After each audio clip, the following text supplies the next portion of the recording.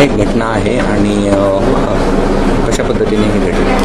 आज सकाळी 9:45 ते 10च्या दरम्यान आम्हाला एक माहिती मिळाली की मोठा देवी जे बीट आहेत आमची MIDC वाडूज पोलीस स्टेशनची, तिथं एक खुनाचा प्रकार घडला आहे.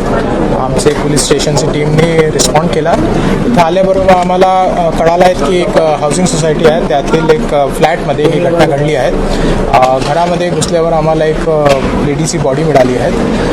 त्याचेच तिथं एक जे मारेकरी होती ते पण घरामध्ये लपून बसली होती. आम्ही तिथलचा पाहणी केली.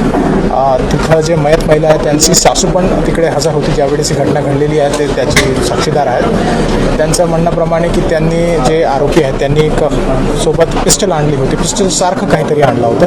ते जे सासू आहेत त्यांनी त्यांच्या हातातून हिसकून बाहेर खिडकीतून फेकलेला होता. त्याच्यातून जे आरोपी महिला आहेत त्यांच्याकडे एक चाकू पण होता.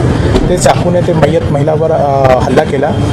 त्याच्यातून त्याचा मृत्यू झाला आहे. ते मयत महिलाचा जे हे आहेत हजबंड आहेत, त्यांचा काहीतरी याचे आधी आरोपी महिलासोबत काही आहेत रेकॉर्ड आहेत आमच्याकडे.